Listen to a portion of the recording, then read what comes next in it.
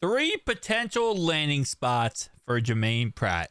Listen, at the end of the day, I do wish Germaine Pratt the best of luck.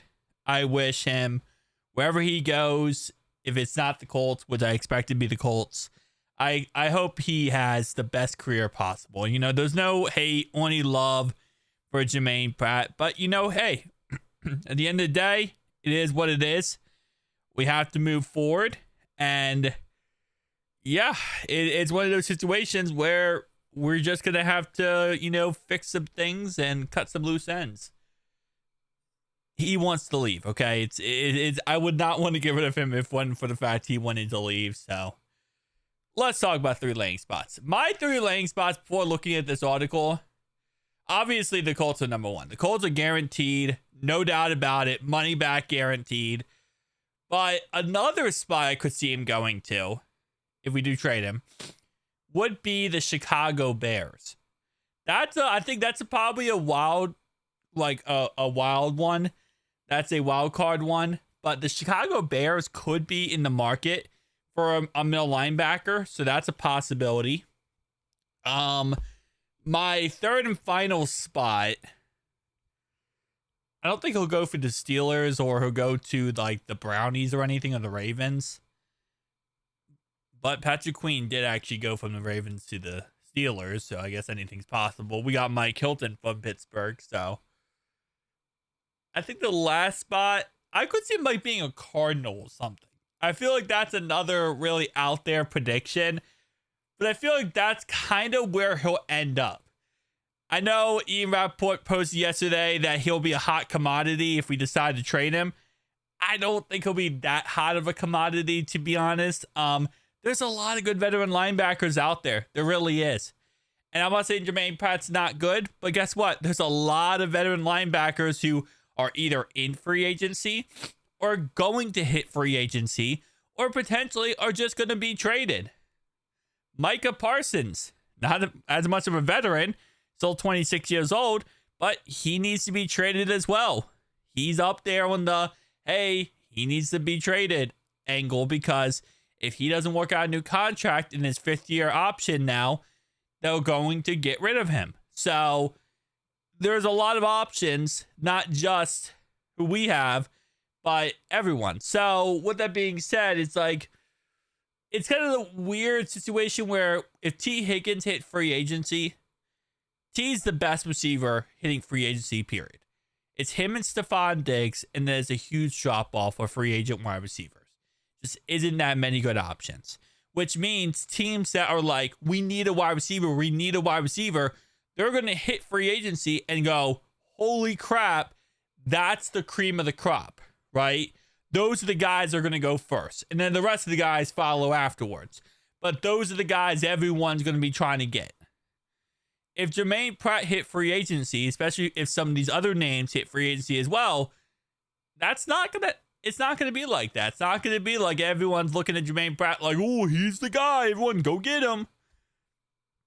It's going to be like, okay, you know, he's one of many options available, and we'll see what option's best for us. So again, like I said, just not really a situation where I'm looking at Germaine Pratt thinking, oh yeah, that's the guy. But anyway, so Indianapolis Colts is number one on this list, which, listen, again, very, very obvious. He wants to play under Lou Anarumo. Lou Anarumo went to the Colts as a defense coordinator, and this just kind of works out very well for him. You know, he goes right back and plays under Lou. It's a Colts system where it's, again, like I said, it's still Lou's system, but it's with the Colts now. I'll be interested to see how that works out. The Colts last year, their defense was pretty okay until they played the Giants in a game that mattered the most, where if they lost, they were knocked out of the playoffs or playoff competition.